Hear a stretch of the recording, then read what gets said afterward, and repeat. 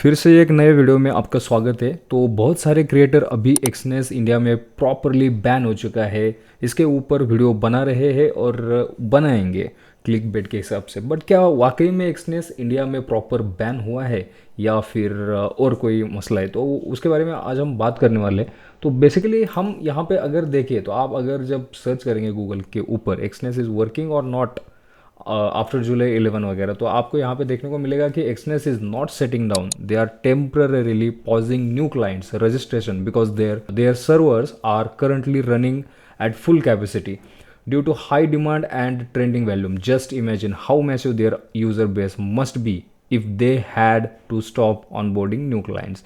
तो एक्सनेस का कहने का मतलब क्या है कि अभी उनका सर्वर के हिसाब से जितने भी मतलब वो क्लाइंट ले सकते थे वो प्रॉपर फुल हो चुका है, तो उससे ज़्यादा अभी वो क्लाइंट न्यू क्लाइंट नहीं ले सकते क्यों। तो उसकी वजह से अभी वो न्यू क्लाइंट्स ऑनबोर्ड नहीं कर रहे। मतलब आप जो इंडिया में अगर कोई नया यूज़र एक्सनेस में अकाउंट ओपन करना चाहता है तो वो नया अकाउंट क्रिएट नहीं कर सकता है आफ्टर 11 जुलाई। तो तब तक अगर किसी ने अकाउंट ओपन नहीं किया अभी तक और वो चाहते हैं कि एक्सनेस में अकाउंट ओपन हो जाए, तो आप 11 तारीख के पहले पहले अकाउंट ओपन कर लीजिए। डिस्क्रिप्शन में लिंक दे दूंगा मैं यहाँ पे, और अगर आप लिंक से ओपन करते हो तो आपको बेनिफिट ये रहेगा कि आपको फ्यूचर में कोई भी दिक्कत आता है, परेशानी होती है, तो आपको प्रॉपर 100% सपोर्ट मिलेगा। और ऑलरेडी आपका किसी और के साथ पार्टनर में अकाउंट ओपन है और वो आपको सपोर्ट सपोर्ट नहीं दे रहे प्रॉपरली, तो आप वो चेंज भी कर सकते हो। तो आप मुझे टेलीग्राम के थ्रू या डायरेक्टली इंस्टाग्राम पे डीएम कर सकते हो। अभी चलते वीडियो के ऊपर, तो मेन क्या है कि आप यहाँ पे देख सकते हो एक पोस्ट भी है यहाँ पे इंस्टाग्राम पे कि Exness is not shutting down, they are temporarily pausing new clients registration because their servers are currently running at full capacity due to high demand and trading volume. तो इनका कहना है कि ट्रेडिंग वॉल्यूम जो है तो हाईएस्ट है इनका, और एक्सनेस में बहुत सारे लोग अभी नया अकाउंट क्रिएट कर रहे हैं, ज़्यादा डिमांड देखने को मिल रहा है, तो उसकी वजह से अभी वो टेम्पररीली सर्वर या न्यू क्लाइंट्स ऑनबोर्ड करना स्टॉप कर रहे हैं। उसके अलावा जब हम अगर यहाँ पे डिटेल्स में देखें तो आप यहाँ पे देख सकते हैं कि why Exness stop working in India. तो एक्सनेस बंद नहीं हो रहा है, जो पुराने क्लाइंट्स है डरने की बात बिल्कुल नहीं है। आप अभी तक प्रॉपरली जैसे पहले ट्रेडिंग करते थे वैसे ही अभी आगे भी आप ट्रेडिंग कर सकते हो, तो यहाँ पे डरने वाली कोई भी बात नहीं है। बस दिक्कत उन लोगों को रहेगी अगर कोई नया अकाउंट क्रिएट करना चाहता है तो 11 तारीख के बाद वो नया अकाउंट क्रिएट नहीं कर सकता है। तो बस आपको अभी 2-3 दिन ही बचे, तो तब तक आप मतलब 2 ही दिन बचे समझ लो, तब तक आप अकाउंट क्रिएट कर सकते हो। चाहो तो जल्दी से जल्दी कर लो, क्योंकि एक्सनेस का जो यूज़र फेस है, मतलब जो उनका ऐप है, इतना क्लीन और इतना आसान है ना कि मतलब बहुत इजी होता है ट्रेडिंग करने के लिए। अगर आप फॉरेक्स में ट्रेडिंग करना चाहते हो या क्रिप्टो में करना चाहते हो तो एक्सनेस ये जो प्लेटफॉर्म है उससे बढ़िया अभी तक तो कोई नहीं है बहुत कुछ थोड़े बहुत, बट एक्सनेस मतलब अभी। और एक बात ये है कि एक्सनेस टॉप है इंडस्ट्री में, फॉरेक्स में या क्रिप्टो में वगैरह, जहाँ पे इसकी वजह से इनका जो सर्वर है बहुत सारे लोग यूज़ करते हैं, इनका अकाउंट बहुत सारे लोग यूज़ करते हैं। एकदम आसान है, आपको MT5 का भी अकाउंट देखने को मिलता है, डिपॉजिट आसान है, विड्रॉल आसान है। वहाँ पे भी अगर आपको कोई भी दिक्कत आती है तो आप डायरेक्टली मुझे कनेक्ट कर सकते हैं, आपको फुल सर्विस दी जाएगी, जो भी प्रॉब्लम रहेगा सॉल्व कर दिया जाएगा। Why Exness faces restrictions in India? Exness situation in India is due to the country's strict regulation concerning forex trading and its lack of authorization from Indian regulatory bodies। तो यहाँ पे क्या हो रहा है ना कि जो इंडियन लॉ है तो वो अभी बहुत ही ज़्यादा स्ट्रिक्ट किया जा रहा है फॉरेक्स ट्रेडिंग के खिलाफ। तो उसी की वजह से अभी जो एक्सनेस है वो अपना जो ऑपरेशन है इंडिया में स्टॉप कर रहे हैं। Operation stop in the sense कि नए क्लाइंट वो नहीं ले रहे हो, नया क्लाइंट कोई भी अकाउंट क्रिएट नहीं कर सकता है। पुराने जो भी क्लाइंट्स रहेंगे सारे के सारे इजीली ट्रेड कर सकते हैं उस अकाउंट पे, और जैसा रेगुलर उसके पहले भी करते थे वैसे ही अभी भी ट्रेडिंग कर सकते हैं।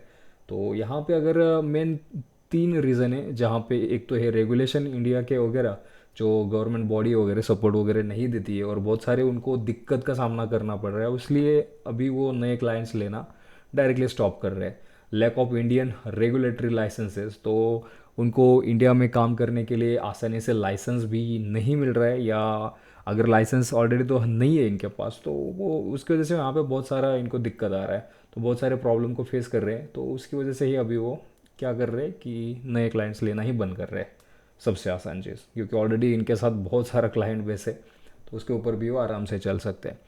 दूसरा पॉइंट ये है कि फॉरेन एक्सचेंज मैनेजमेंट एक्ट, तो जो फेमा एक्ट है as per governs foreign exchange transaction in India and prohibits residents from trading non-Indian rupee currency pairs through unauthorized platform, trading such pairs on exchange and offshore broker technically violates this regulation। तो जो FEMA act है, तो उनके हिसाब से वो directly वो FEMA act का उल्लंघन कर रहे हैं, क्योंकि जो पेयर्स है, जैसे कि आप देखते हो कि USD INR, USD GBP INR, INR GBP, कुछ चुनिंदा पेयर्स है, वहाँ पे आप डायरेक्टली अपने डीमैट अकाउंट के थ्रू ट्रेडिंग कर सकते हो फॉरेक्स में, बट वहाँ पे वैल्यूम बहुत ही कम रहता है। आईएनआर पेयर्स अगर लेंगे ना, मतलब ना के बराबर वैल्यूम रहती है। वो वैल्यूम तो होता है बट इतना नहीं हो रहा, मोमेंटम ही नहीं होता है वहाँ पे। तो उसकी वजह से लोग क्या कर रहे हैं कि डायरेक्टली यहाँ पे एक्सचेंज जैसे ब्रोकर के थ्रू फॉरेक्स में ट्रेडिंग करना प्रेफर करते हैं।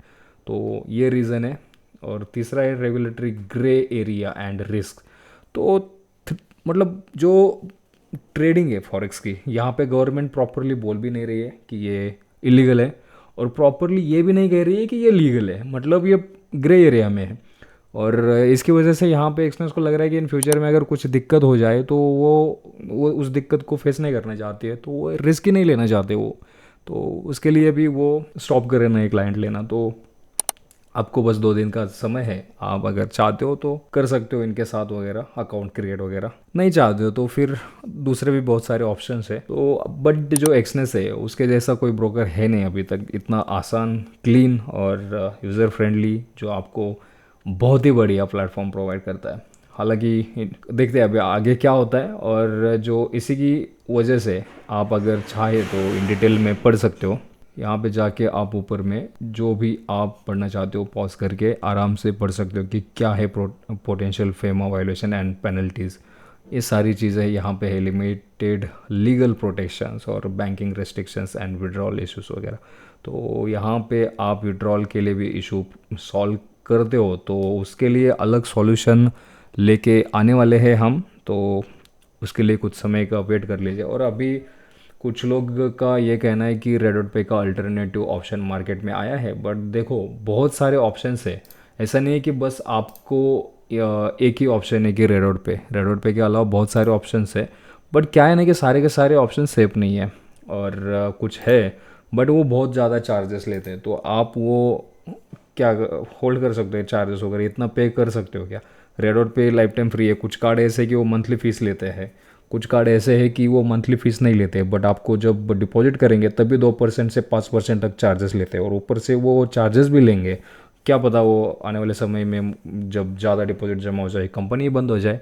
कि मैं नहीं चाहता इसलिए कि आपके पैसे डूब जाए या वेस्ट हो जाए, इसलिए मैं प्रॉपर रिसर्च करके उसके ऊपर कि वाकई में वो है अच्छा या नहीं है, प्रॉपर चेक करके ही मैं वीडियो बनाऊंगा उसके ऊपर। अच्छा रहेगा तो बताऊंगा मैं आपको।